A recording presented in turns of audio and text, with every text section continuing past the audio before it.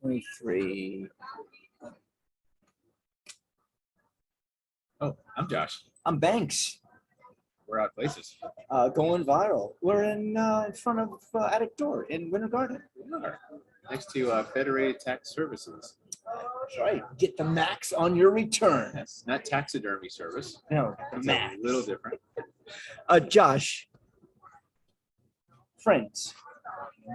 Yes, we are. Do you have friends? I think so. Actually, no, I know so. Does that require the two-way street thing? Friends. Friends in the sense of, I think so. can I be friends with someone and they're not friends with me? Is that possible? That is not friends. All right. That is not friends. Then I hope I have friends. All right. So let's look at. I'm looking at the word have. I mean, like you have them. Okay. I mean, like you have a dining room table at your house. Like you have a refrigerator. You have. I mean, is that what? Yes, I think that's a fair word to say. Have. Is to use have. As it's not saying own. You Okay. You don't own a friend. Okay. Got it. But you can have a friend. Wait, you're trying to get a semantic here? I'm getting semantic. I'm getting definitely semantic here. Have a friend. Because having stuff. I mean, I have a refrigerator. I own it too. I have it. I have a chair. Sometimes I have too much stuff. I mean, if a friend of mine is giving me 2 outdoor chairs and a table for my deck, and I've got to get rid of something because I don't want to have more stuff. So I have this stuff, and by having this stuff, it takes time and effort, and it's always there. And I walk by, I could hit my shin in it. With friends, is that the same thing with friends too? To have all these. Yeah, because you got to take care of your friends. If you have a friend, it's like having furniture. It takes maintenance. It takes up space in your life. Yeah. Oh yeah. Time. Because if they don't take up space in your life, they're not really a friend, are they? You're right. Lifetime. Life equals time. You taught me that. Yeah. So I would say have is a very appropriate word. All right. So are there people out there? I don't think I'm one of them. That are hoarders of friends. Yeah, and you went on social media. Of course, those aren't actually friends. But yeah, people collect friends. Okay, so politicians collect friends, quote unquote. I'm going to use friends very loosely though. Okay, that's somebody that votes for them. Is that what a friend is? No, it's a connection that can advantage them. Further their agenda. Yeah. Favors. Okay, what's wrong with that? What's wrong with? I mean, having the Godfather. Having a network of people, friends that will. Nothing wrong with that. Are they friends though? Or are they just maybe they're not friends. Resources? Okay, so let's define what friends are. Maybe they're human resources. Ooh. All right. Well, hang on. Define a friend? What is a friend? I think there's got to be reciprocity in friendship. Okay, so you give, they give, you take, they take. So if that's what you're doing, okay. And I think intention matters too. Okay, what do you mean intention? If you intend to suck them dry, to just use them to your advantage, then that's not a friend. Okay. That's a human resource. So we're differentiating between human resource and a friend. All right, so I am bored tonight. Let's say last night. Last night I was bored. I was alone. So I just started going through my Rolodex, my phone, to look up somebody that I can text that would text me back so that I wouldn't feel alone. Is that a friend that I'm talking to or not? Probably. Well, that's a friend. If we reciprocate. However, what if I'm working down my list? Like, let's say I want to talk to this person first, and then this second, and then this person. And what if I get down to like the 8th one, and it's like I haven't talked to this person in forever? I don't think you can determine friendship on a single incident cases. I think you gotta look long term. Are you always talking to these people and back and forth, or is it just this one time you're lonely and you're just gonna reach out and find someone just to help you? You see what I mean? I think friendship is a long term focus. All right. So what if you just meet somebody and you guys click and you have a friendship? I mean, It takes time to build the friendship. All right. Look at you and me. We met. Yeah. Were we friends the first time we met? Like instant friends? No. I mean, we had a common wave that we were surfing. Yeah. Hey, dude. Oh, I don't even know dude talk. I don't even know what surfing Hang talk. 10? Hang 10, dude. I'm not a Hang surfer either. loose. I'm not either. I'm using it as a metaphor. We had commonality, and that commonality, and grew into a friendship. It grew into this. Grew into a friendship. Yes, Cultivated cultivated. to a friendship. We farmed.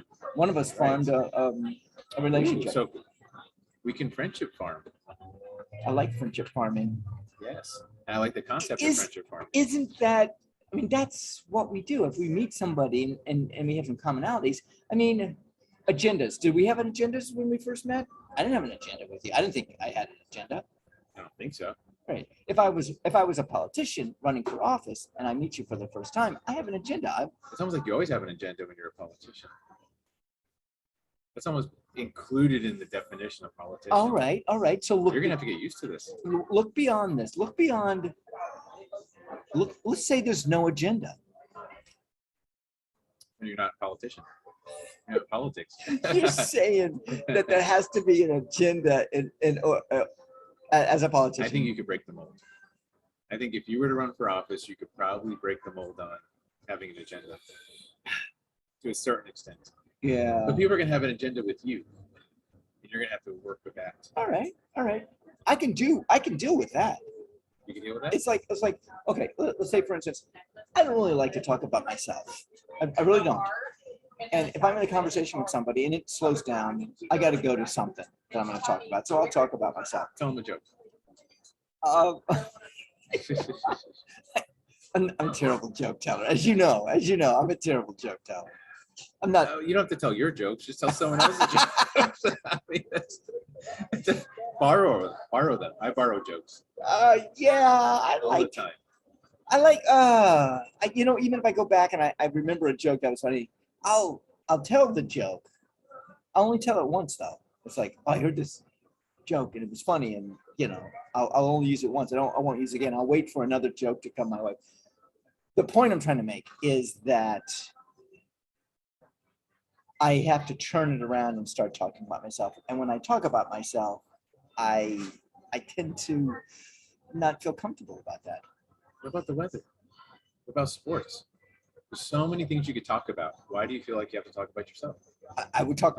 I like to talk about them. There you go. The less talking I do, the more I learn.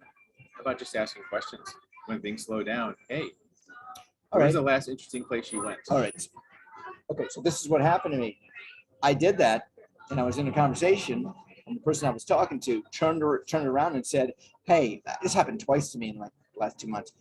Both times they were like, thanks, say something.